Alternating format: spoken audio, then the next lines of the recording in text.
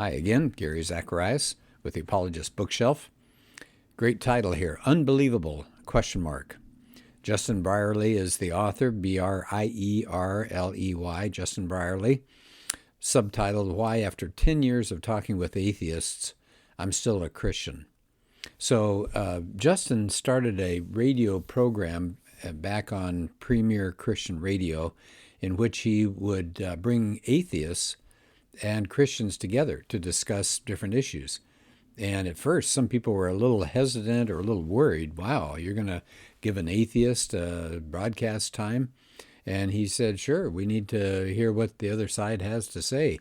And he's done this for 10 years. And so after the 10 years, he's decided to write a book about some of his experiences and to show why, despite hearing the best that atheists can do, and by the way, he's had some very famous atheists involved in his show, why he still considers himself a Christian.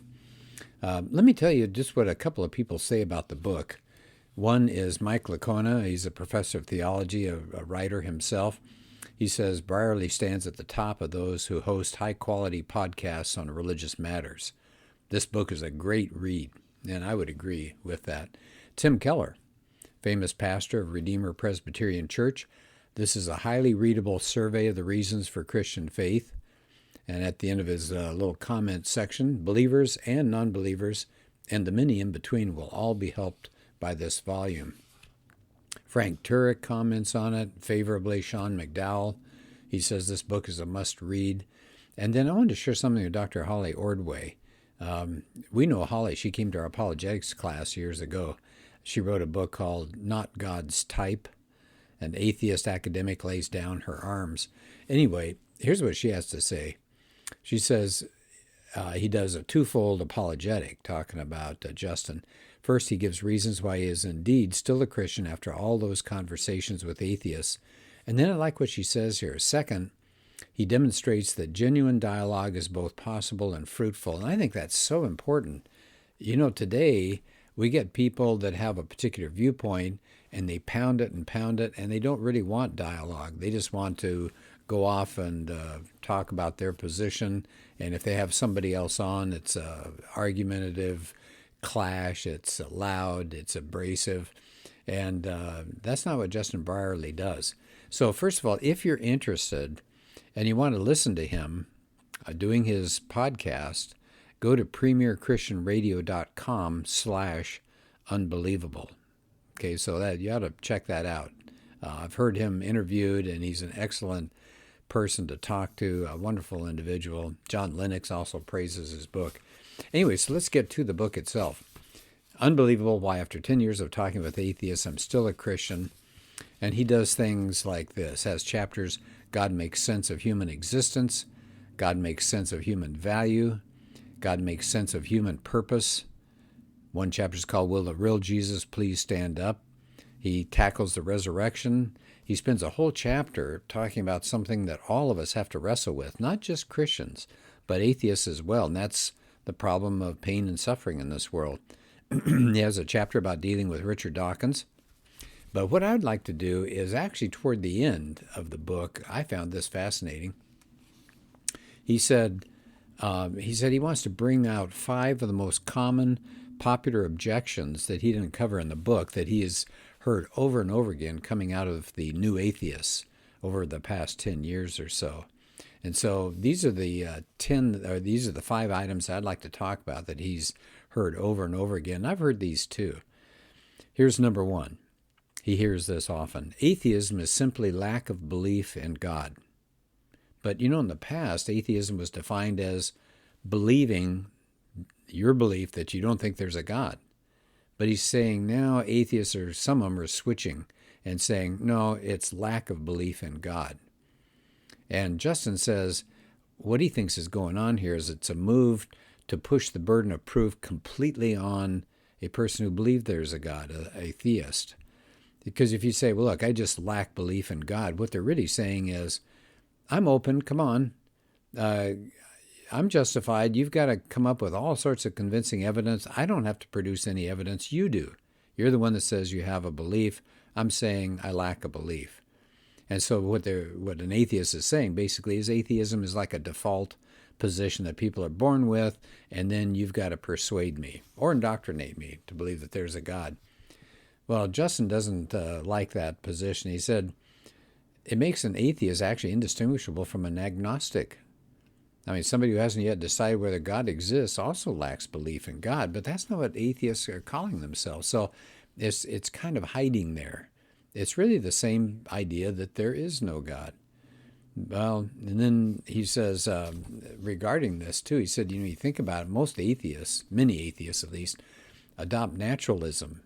Well, that is a worldview, and that's a worldview that has a lot to say about reality and the universe and all, and they're going to have to defend this position. So, for example, if you're a naturalist, if you're a part of naturalism, you believe that the universe and all of its laws, it's just a brute fact. You don't need an explanation. It's just there. Deal with it. They don't believe there's purpose nor design in the universe. Now, notice these are positions that they must defend, but they're wanting to tell you, we just lack a belief. No, they have a belief set. What else does a person who adopts naturalism believe? That everything that exists is just physical matter and energy. Life just came about by chance.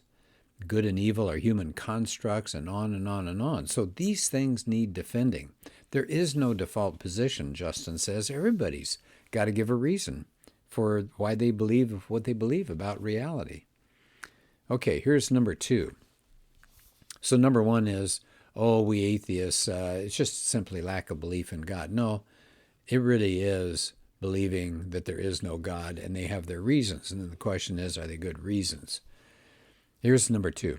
God didn't create humans. Humans created God. And so what they're saying there is there was an evolutionary explanation. Why do people believe in a God? Well, it's hardwired into us because there are evolutionary benefits that come around. So there are all sorts of positive things that come about. For example, it glues your community together. It helps control social behavior. You better stop doing that. God will get you.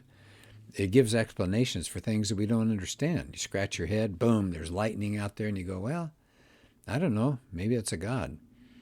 It helps people face hardships of life, and on and on. So the atheist says, okay, at one time, those are all reasonable ideas, but of course now we know much more, and those were superstitions, and we should move on. Well, Justin says, but atheists also point out, remember, there are all these social positives about religions, and that's why they were born into us because of evolution. But he says atheists are equally likely to point out all sorts of social ills that are caused by religion. Now, wait a minute. I thought an atheist said, I don't believe in God, but early people did because it helped them. Now he's saying, wait a minute, no, it's bad. It's causing social ills. So you got to have one way or another. How could it be both? If it's got bad features, why did it get evolutionarily passed along? And he says, besides that, Christian belief is very specific about particular historical events around Jesus Christ. It's not a fuzzy evolutionary process. And he says there's nothing about these positive benefits about belief in God that would be inconsistent with them being true. I mean, if God exists, then you would get all these positive things. It would be innate. It would be widespread.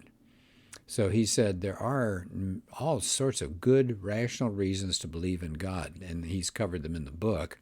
So he said it's not a problem in believing in a God. Here's number 3.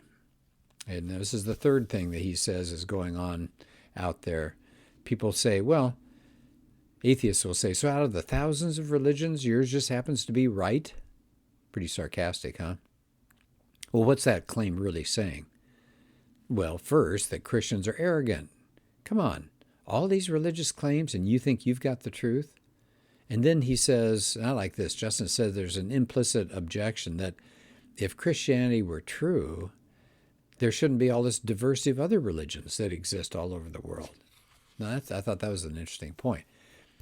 So how does he take this on? Well, Justin says, that first criticism, the fact that, out of all of the religious beliefs, only yours is correct, he said that cuts both ways. Atheists think they have the truth. So a Christian might just spin right around and say to an atheist, so out of the thousands of beliefs about the way the world really is, yours is the one that just happens to be right? In fact, Brierley says that it could be argued that Christianity is actually more open to diversity of beliefs than atheism.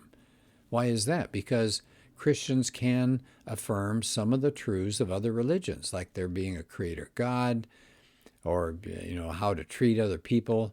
But he says, atheism denies there's any truth in any religious claim. So they're far more narrow-minded in a sense. So I thought that was good. So what about this second objection here that he says is part of it? They're saying, well, why are there other religions if Christianity is true? And he said, well, it's kind of like the idea of the problem of evil. Why would a good God allow so many people to be deceived into believing in false religions? But Brierley says, I don't see it that way.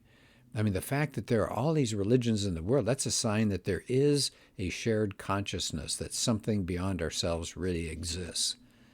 I think it's Ecclesiastes that talks about God placing eternity in our hearts. And what Brierley focuses on is not that part of the Bible. He looks at Acts 17 when Paul speaks to the Athenians and he says, boy, you guys have all sorts of objects of worship, altars all over the place. And in other words, Paul said, you have an awareness, and everybody has this universal awareness as a law way down inside our hearts. And so he says there is a universal search for God. And in a world of free human beings, and we have this fallen nature, we shouldn't be surprised to see all these different religious expressions emerge. But the Christian vision, he says, is a hopeful one, that all true searching finds its goal in Jesus Christ. Well, I think that's good. He also says, well, what about those people that perish without hearing of Jesus? And then he said, well, John 14 does say nobody comes to the Father except through him. But he says, I'm humble enough to recognize that God is the judge, and he can judge the heart of every true seeker. And he said whether he knew the name of Christ or not. And I'm fully in agreement with that. He says if God is the God of perfect justice, then there's not going to be anybody, none of us can stand before him on the final day and say, hey, I was treated unfairly. Okay, here's a fourth complaint that atheists raise. A God who'd send me to hell for not believing in him isn't worth worshiping. He said, well, sometimes we have a bad picture of what hell and heaven are.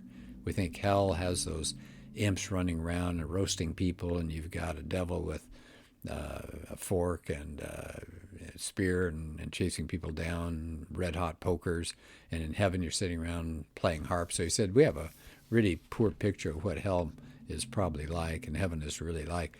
He said, the question that really has to come out at this point, when an atheist thinks about heaven, the atheist has to ask, would I want to live there? And it depends on the atheist. Do you want that kind of God? Even if you believed that he was there, would you want to spend eternity with him? And he quotes an atheist philosopher, Thomas Nagel, and I use this quote a lot when I'm speaking on different topics. Nagel was pretty honest. He said, I want atheism to be true. And I'm made uneasy by the fact that some of the most intelligent and well-informed people I know are religious believers. It isn't just that I don't believe in God and naturally hope that I'm right in my belief. It's that I hope there is no God. I don't want there to be a God. I don't want the universe to be like that. See, there are a lot of people, Justin says, who are independent, and they don't want to bend their knee to this kind of God. He quotes C.S. Lewis, who said there are two kinds of people. Some say to God, thy will be done, but then you've got some to whom God says, thy will be done. So, in other words, you're choosing hell. God's not going to force you to love him. And some people are going to choose separation. I think about Christopher Hitchens. I've heard him speak, read some of his material. He loathes the idea of God. He compares him to a North Korean dictator. So can you imagine dragging Christopher Hitchens into heaven? He would go kicking and screaming. He would hate that. Another thing that I would just bring up here, it's not in Justin's book, but this idea of we go to hell because we don't believe in Jesus or believe in God, that's really not why people go to hell, is it? We go to hell because of sin. That's the human nature. That's our problem. Jesus is the solution. It's not the problem of failing to believe. We're able to take the righteousness of Jesus and stand before God in the righteousness of Christ. Here's the last one, number 5. Religion is to blame for all the evil and conflict in the world. He mentions Christopher Hitchens again. He had a book, God is Not Great, How Religion Poisons Everything. But he said, yeah, religion has messed up in some cases, but he said, take a look at what Christianity has done over the years. Healthcare, education, social provision, human rights, literature, art, music, they all have roots in Christianity. It was Christians that built hospitals and schools, founded universities, institutions, created great classical works of art and music. And sure, we've got the dark side, but it's not the main cause of evil. It's been good and evil, unfortunately. It's not inherently evil. It's just that it can be misused. And of course, you think about Jesus' words, the people who killed in his name or tortured in his name did so against what Jesus commanded as far as loving our enemies. Well, what about this thing about religion is the main cause of war? Is that true? No. Justin says, according to research that's been done, only 10% of all the wars in the 20th and now the 21st century have a clear religious motivation. And in fact, it's the atheistic totalitarian states, think of Stalin's Russia and Mao's China, they have perpetrated far more mass murder than any state that's governed by religious faith. In fact, the positive role of religion has tried to end conflicts. And the quote from this research says, very few, if any, wars in the past 100 years have been purely religious wars. So these are 5 things that Brierley takes on toward the end of his book that he hears a lot coming from atheists. And I think he does an excellent job. So you might want to listen to him one more time, premierchristianradio.com/unbelievable. I know you'd like the book. It reads very informally. He tells you about some of his encounters with different people like Richard Dawkins and how he started this thing and what some of the initial reaction was. So it's personal and as well as really good apologetics. Okay, well, thanks, and we'll talk to you again soon.